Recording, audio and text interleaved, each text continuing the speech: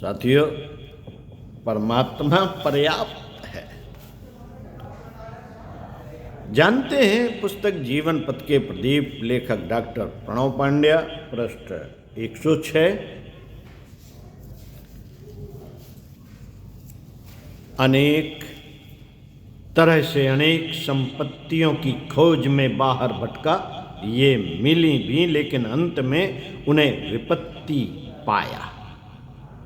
अनेक तरह से अनेक संपत्तियों की खोज में बाहर भटका, ये मिली भी लेकिन अंत में उन्हें विपत्ति पाया। फिर स्वयं में अपने ही अंदर संपत्ति की खोजबीन शुरू की। जो मिला वही परमात्मा था। जब अनुभव हुआ कि इसी परमेश्वर को खो देना ही विपत्ति है और उसे पा लेना ही संपत्ति है।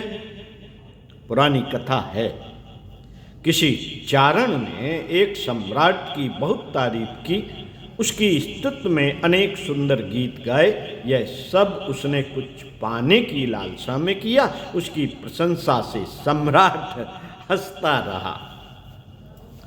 फिर उसने स्तुति गान करने वाले इस चारण को सोने की बहुत सारी मोहरें भेंट की। उस व्यक्ति ने जब इन मोहरों पर निगाह डाली तो उसके अंदर कुछ कौंध गया। एक चमक उसकी चेतना में बिखर गई। उसने आकाश की ओर कृतज्ञता भरी नजरों से देखा। लगा आकाश भी मौन स्वरों में उसके अंतर्भावों के साथ सहमति जता रहा है। अब उसने मोहरें फेंक दी और वह नाचने लगा। एक अनूठी कृतज्ञता उसके मुख पर छा गई। उसका हाल कुछ का कुछ हो गया। उन मोहरों को देखकर उसमें न मालूम कैसी क्रांति हो गई थी। अब वह चारण न रहा, संत हो गया। अब वह चारण न रहा, संत हो गया। उसकी अंतर चेतना में कामना की बजाय प्रार्थना के स्वर गूंजने लगे। बहुत वर्षों बाद किसी ने उससे पूछा, ऐसा क्या था उन मोहरों में? क्या वे जादुई थी? वह हंसा और बोला, मोहरे नहीं, वह वाक्य जादुई था। जो उसमें लिखा था, कुछ पलों की आत्म निमग्नता के बाद उसने अपनी बात पूरी की। उस पर लिखा था, जीवन की सभी आवश्यकताओं के लिए परमात्मा पर्याप्त है। जीवन की सभी आवश्यकताओं के लिए परमात्मा पर्याप्त है। सच ही परमात्मा पर्याप्त है।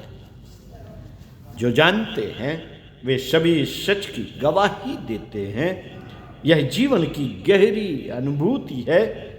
जिनके पास सब कुछ है, सारा ऐश्वर्य ईश्वर के बिना, वे दरिद्र दिखाई देते हैं। और ऐसे संपत्तिशाली भी मिले जिनके पास कुछ भी नहीं, केवल परमात्मा है। तभी यह सूत्र प्रकट हुआ, जिन्हें सब पाना है उन्हें सब छोड़ देना होगा।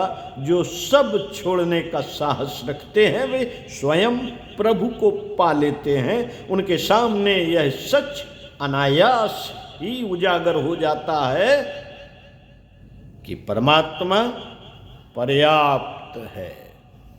ओम